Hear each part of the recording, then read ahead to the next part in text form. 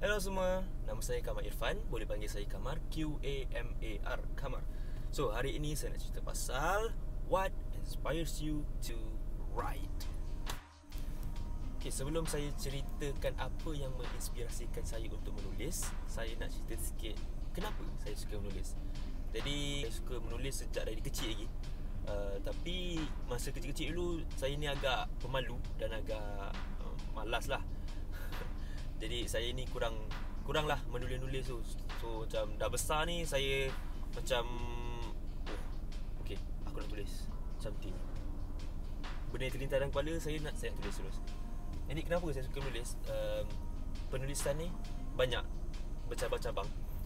Dia sangatlah meluas. Kalau saya nak cerita sikit, saya suka susunan ayat dia. Susunan ayat dalam sesebuah cerita, puisi, pantun, sajak ni sangatlah menarik. Dia sangat menarik sebab apa? Sebab kita sebagai pembaca ni, kita nak baca sesuatu yang menarik. Dan kita tak nak baca sesuatu yang saya dah tahu cerita lepas ni dah. Tak nak, kita nak macam tu. Jadi kita baca, kita nak rasa tertarik. Jadi saya sebagai seorang pembaca, saya nak sesuatu yang boleh bagi impak dalam diri saya. Jadi kat situ saya suka sebab susunan ayat diorang yang sangat-sangat cantik, smooth ya. Next, saya suka bahasa diorang, bahasa yang digunakan tu. Macam kita tahu, bahasa Melayu ni kita ada juga bahasa lama dan juga bahasa yang moden. Jadi saya lebih suka penggunaan bahasa lama tu. Hei hang jemaat, lebih baik kau turun. Jikalau kau tamu turun, kau tunggu di sana sampai aku datang. Sebab bahasa lama tu lebih, tak tahu lah, saya rasa macam hebatnya. Cara dia guna bahasa tu sangatlah hebat, perkataan-perkataan yang digunakan tu. Jadi tu salah satu sebab lah saya suka menulis. Dalam susunan ayat diorang, dalam bahasa diorang, cerita diorang, plot, cara diorang membuat plot, situ saya suka lah. Jadi next, saya nak cerita pasal apa yang menginspirasikan saya untuk menulis. So macam kita lah, kita orang biasa kan, setiap benda kita buat tu mesti kita ada terinspirasi kepada sesuatu benda atau orang atau cerita. So saya bila membuat sebuah karya tu, saya terinspirasi dengan Arwahayaham Tan Sri P. Ramlee. Macam kita tahu, dia punya cerita, jalan cerita dia dan pengajaran yang diselitkan dalam movie-movie dia sangatlah bermakna untuk kita zaman moden ni. Macam kita tengok, mungkin orang kata P. Ramlee tu dia boleh tengok future, maybe sebab apa yang dia tayangkan sewaktu masa dahulu benar-benar terjadi masa sekarang.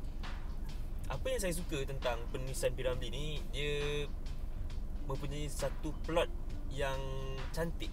Maksudnya kalau kita ada plot, kita ada starting, dia punya naik tu, lepas tu ada climax dia, ada turun dia, ada dan akhir dia.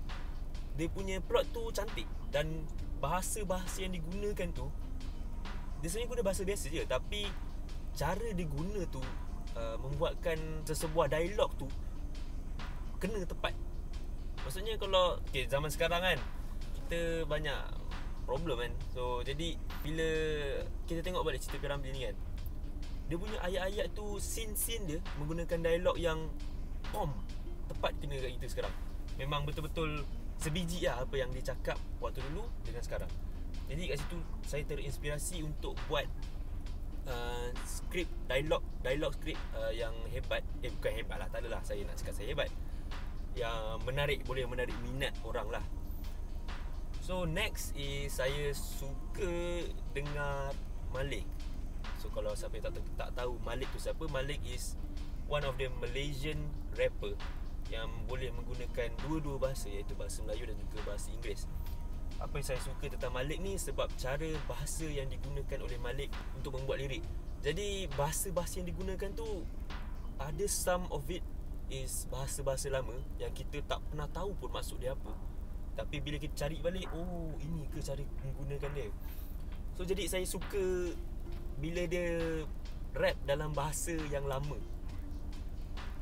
Dan kat situ saya terinspirasi untuk lebih banyak membuat puisi lah. Sebab bahasa-bahasa yang lama ni boleh saya selit-selitkan dalam puisi-puisi yang saya pernah buat.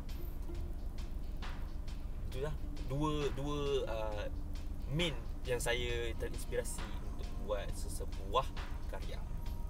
Next is orang sekeliling. So kita ni banyak kawan. Okay, taklah banyak kawan. Kita ada kawan. At least kita ada kawan. So kawan kita ni banyak bercerita. Diorang ada cerita, kita pun ada cerita. Bila diorang bercerita tu, saya selalu mendengar cerita-cerita diorang ni. Dan diorang punya cerita ni adalah diorang punya beralun dia. Macam mana diorang dari nak sampai ke sesuatu tempat daripada sesuatu tempat. Jadi saya suka mendengar cerita-cerita mereka untuk membuat sesebuah karya tu. Macam skrip yang saya buat, iaitu skrip monolog tu, Neraka Putih. It's based on saya punya kawan yang agak mengalami depression dan juga ada masalah lah.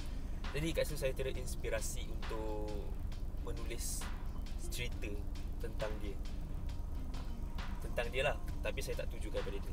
Saya tujukan kepada semua orang supaya semua aware dengan penyakit tu. So lastly, apa yang menginspirasikan saya ialah perasaan diri saya sendiri. Untuk seorang penulis menulis dengan baik, kita memerlukan perasaan yang kuat. Jadi kalau kita tak kuat, kalau perasaan kita ni tak berapa nak ada kan, kita susah nak mencurahkan sesuatu ke dalam penulisan. Jadi kalau kita tulis tu kan, alamak, cakap apa lah lepas ni kan, tak ada idea lah, susah. Jadi kalau perasaan kita tak kuat, jangan tulis. Kau tunggu bila kita perasaan tengah naik, memang betul-betul ada macam aku rasa nak tulis, aku macam ada ilham kan, so kita tulis. Jadi kat situlah saya dapat inspirasi dalam perasaan saya sendiri, supaya saya ni tak, apa kita panggil, plagiarism. Kita tak plagiarism sesebuah karya orang lain lah. Jadi itulah perkara-perkara yang menginspirasikan saya. 4 perkara, iaitu Allahyarham Tan Sri P. Ramlee, Malik, orang sekeliling dan juga perasaan diri. Jadi di situ saja saya rasa video kali ini. Jangan lupa subscribe dan juga like di bawah, dan share dekat IG, dekat social media korang lah. Itu saja daripada saya. Terima kasih.